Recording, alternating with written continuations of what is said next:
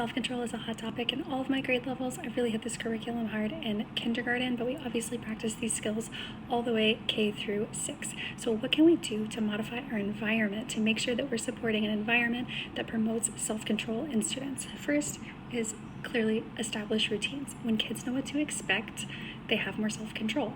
When they know what's coming next, when they know what they're going to be doing later, they're going to be able to better predict outcomes, and they're going to be more in control of their actions. Second is reducing environmental stimuli. Now, I understand we can't control this completely, but we can take some steps to make sure that our classroom environments are places that are not overly stimulating, right? We can use things to cover the lights if that's allowed in your district. Use only some of the lights. We can make sure that we have wall space that is empty and not cluttered. We can make sure that students have a place to look in the classroom where they can clear their minds if they need to. We can reduce noise, use strategies in the classroom to manage the voice volume, whether it's something on your screen that monitors students' voice volume or some other strategy that you have. But we can make sure that our classrooms are a place where we're reducing the unnecessary stimuli so that students can redirect their attention to their work.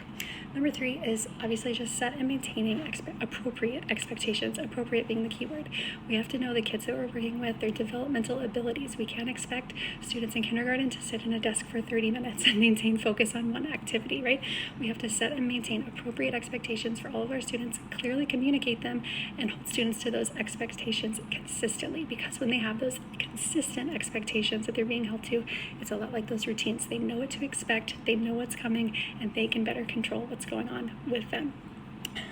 Number 4 is provide predictable movement breaks. This is built into those established routines, right? We want to make sure that our students know that they are going to have a chance to move in the classroom, whether we're just going on a class walk, whether we're going to do a movement activity together, maybe some chair yoga or something like that. But build it into the routine so that there are opportunities for movement within your classroom structure. Next is of upcoming transitions and changes. That means that we're giving students pre-minders or reminders about what's coming next. That means we're telling them, hey, we have 5 minutes before we start to clean up this activity and transition to something else. We have 4 minutes, right? Giving them a tool to redirect their attention. Maybe you have a visual timer in your classroom so they can see as time is getting smaller and smaller, especially if they're doing a preferred activity and they're going to be expected to transition to a non-preferred activity. Last but not least, we have timely rest and fuel. Now, obviously, we don't control what our students are eating or how much they're sleeping outside of school, but we can make sure that when we are establishing those routines, we're building in time that can be used as downtime, calm time, chill time. Some teachers do it as a read aloud after lunch where students can rest while they listen. Maybe it's just a 3-minute break that you're going to take for everybody to just relax for a little bit.